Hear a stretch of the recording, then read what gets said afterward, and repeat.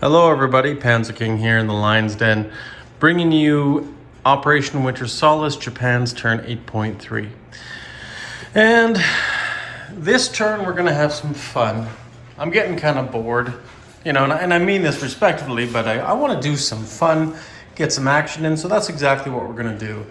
But before we even get into that, I just wanna touch and recap on 8.1.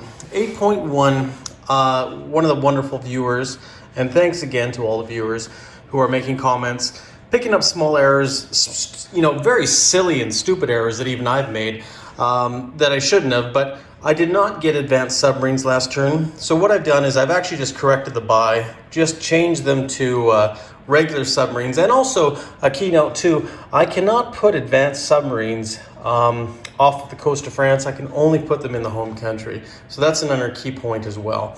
But regardless, it doesn't really make a difference. We've just reset that, and we had an extra $2 left over. We just put an extra militia in Western Germany. So thanks again, guys, for giving me those updates. I'm sure this is still many errors to come, but like I say, it really does help out. And thanks General Hand Grenade too, and Morton, who's been chiming into about the Vichy French and what I can and cannot do. That Vichy French that I was going to put down, I guess it would have been technically in Tunisia now, had to go back to southern France. So we won't talk too much more about that. We'll go into the Japan's turn. And right now, we're going to quickly look at Japan's buy. Japan's going to buy 2 fighters, 2 Marines, and we're going to upgrade a militia on one of the islands for $2 to an infantry, and that one will be on Sumatra. We have $30 to spend this turn, and that's what we're going to do. We're going to spend it all. Plus, we're going to roll a long-range aircraft, wartime economy, and improve construction. So we're looking for 7s all around or higher. So we'll see if Japan can change its fate. Look at that. We got 7, 7, and 9. Well, that is fortunate, very much.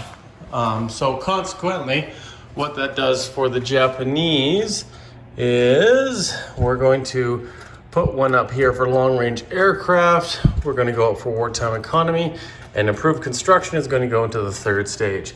So now I guess that means probably at the end of this turn, or whenever, it really doesn't make a difference, I can roll 2 d6s, and we'll just pick these 2 white ones for now, and we'll do that probably at the end of our turn.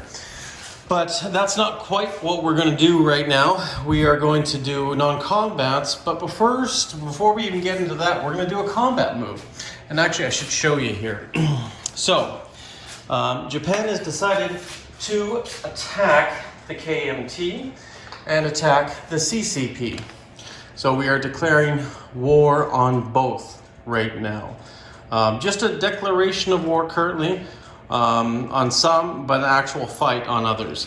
So consequently, because we are doing that, and if you look right here, if Japan declares war on China, right there, it's +5, which means, it doesn't say each time, it means either it's KMT or CCP, anywhere in China. So it's only a $5 increase for the Americans from what I take from that. And that would make sense. It doesn't matter where in China, who you're attacking, it goes up $5. But regardless, we're attacking the CCP, which is a major power, and I'll get to that in a bit, but we're also going to be attacking the KMT, which are the Marines down here on the island of Hainan. That's our only attack this turn. So that's what we're going to do this turn here. Now, up here in the north, we're going to bring this tactical bomber into this sea zone, and then we're going to bring all these ships over here and take care or dispatch this torpedo boat destroyer. Forgive my lack of preparedness, but that's one of 2 attacks, and of course, Hainan Island. And what we're going to do here is we're going to dispense with the 5th fleet here, and the 5th fleet, because the 5th and 8 are identical, the 5th fleet is actually going to go up into Sea Zone 89 to help with convoy lend-leasing from the Americans to hopefully blockade and stop that as well, because we will have 3 surface ships as well as the carriers in that as well. So what we're going to do here is the 8th Fleet, actually all of the planes are going to be in this naval battle, as well as these 2 capital ships are going to be doing the land bombardments, because I can only do 2 because we're going to bring in 2 Special Navy landing forces. Probably overpowered, but we'll see how we fare. And then of course up here we have a tactical bomber, 2 destroyers, 2 torpedo destroyers, and 1 coastal sub. So let's do I guess it doesn't really make a difference, but let's do the land attack first.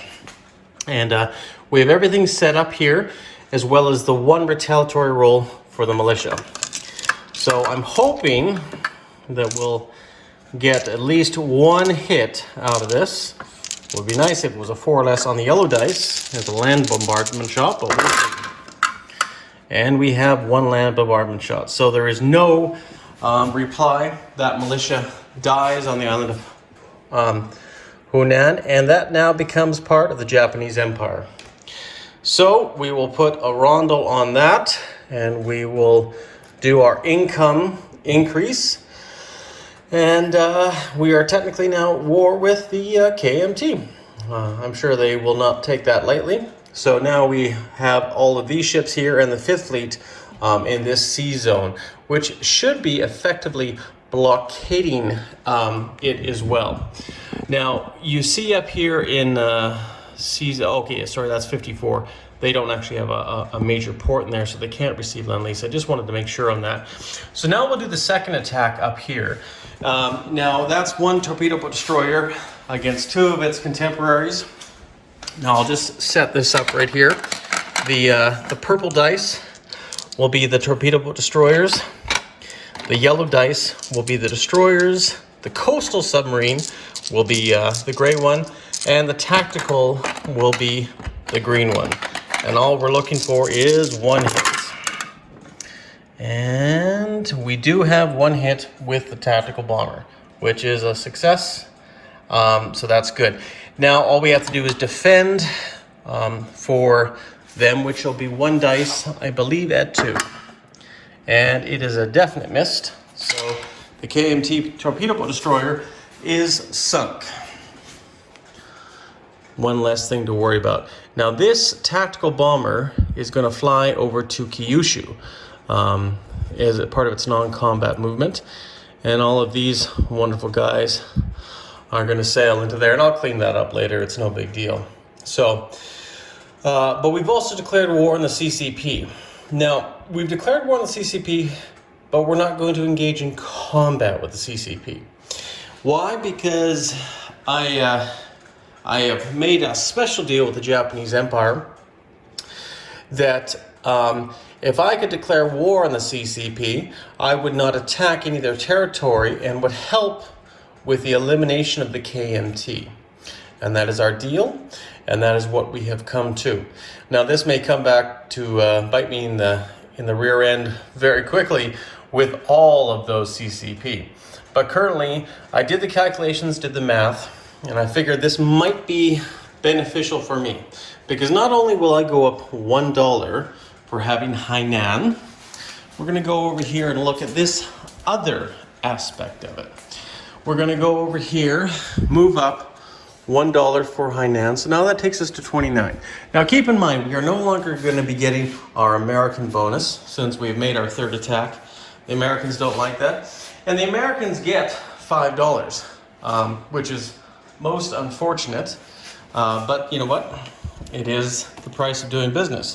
However, but Japan's wartime income, once at war with a major power, which is now technically the CCP, which they are a major power, I now can collect income from Borneo, Java, as well as Hunan, which I just took. So that brings me up to an extra $5 plus the dollar I already got in bonus wartime income. So I think at the end of the day, that has definitely helped with the disparity, or I should say the difference in income. But when you look at this now, with that extra $5, Japan will be collecting $34 this turn, which definitely is going to help the war effort. Yes, the Americans get an increase, but technically Japan gets a greater increase, as well as a little bit more security, and eliminates a few more enemies in the Pacific this turn rather than doing nothing. So with that being said, Japan's going to collect its 34 income, but it's also going to be doing some non-combat movements before it places these units. So these non-combat movements are going to be as followed. We are going to actually, you know what, I think for now I don't think we need to really do too much. I'm happy with everything placed, and we don't really have anything to worry about too much. So I think what Japan will do, now keep in mind, I don't know if this affects any of the English increases, because they're already at war and wartime income, so I don't think it affects them or the Free French. So that's a good thing about it as well. So technically we're going to take now these 2 Marines, and we're going to take them over here and drop them in Kyushu. Now we're going to take these 2 fighters as well. We're going to drop 1 in Kyushu, and actually let's change the colors up. We'll put 1 fighter there in Rihi and 1 fighter in Kyushu. So that'll be good. Now we're also going to go back down to Sumatra and increase that 1 lone militia, because I can do it 1 per turn. Make it now 2 infantry defending Sumatra. I figured that might be a good value of the reason why I put these militia down here. Yeah, you're wasting an extra dollar and you can ship them down there, but it's also an act of convenience as well. So that's what we're going to do. So Japan technically now has $34 to its disposal, but we have wartime income. So let's see what we can get there. Even $2 is fine. And we got 8, which is pretty good, probably about average. Maybe even a bit above average. So on top of that, with our bonuses of 34, which is 5 plus 29 is that, then we have 8 more, so that takes us to $42.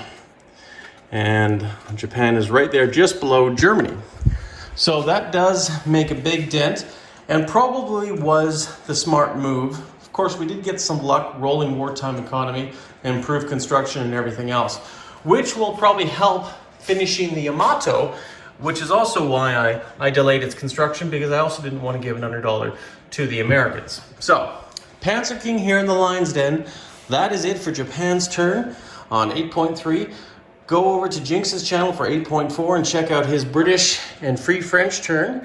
And we will all see you guys for Italy's turn 8.5 in a bit. Cheers, everyone. Stay classy.